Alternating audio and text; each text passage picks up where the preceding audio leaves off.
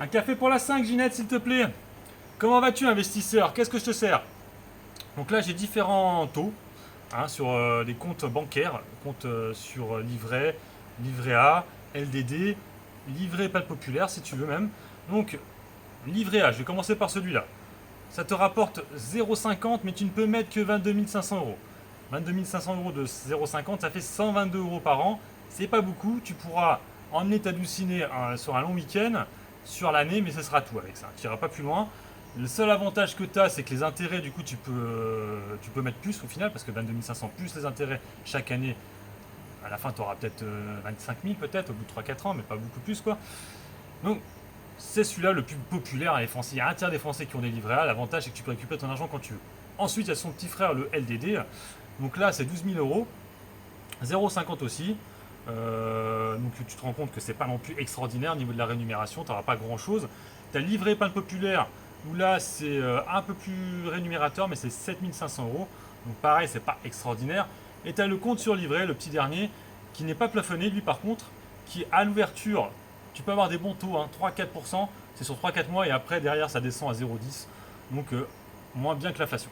Donc tu peux prendre tous ces comptes. L'avantage est que tu peux récupérer ton argent quand tu veux, tu n'as pas de fiscalité dessus, c'est tout beau. Après tu as ce dernier petit levier, donc c'est le marché boursier, qui est un levier plus fait pour les gens. On va même prendre plus au-dessus là, vous voyez là, un beau levier, vous voyez, avec une belle tête de licorne là. Donc ce levier là, voilà, levier de la bourse, avec sa petite corde de licorne. Donc celui-ci, typiquement, donc je vous ai dit, ça fait à peu près un rendement à 5%. Je vais prendre AXA pour un exemple. Donc AXA, quand vous l'avez acheté, quand elle coûtait 12 euros, c'était à peu près 5%, parce que le dividende qui a été versé, ils ont retiré une partie, ça devait être 122 euros ou 132, ils l'ont divisé par deux. Donc ça faisait à peu près 75 euros. 75 euros.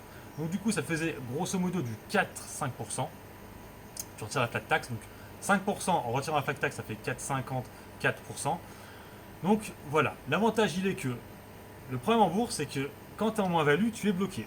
L'avantage qui s'est passé dernièrement, c'est que si tu es rentré quand il y a eu la grosse crise à 3600 points, et ben AXA que tu as eu à 12 euros, là actuellement ça vaut 18 euros. Donc ça veut dire que si tu retires ton argent actuellement, tu as gagné le rendement, le dividende qui a été versé là, il y a 2-3 semaines en arrière, mais en plus, tu récupères ta plus-value.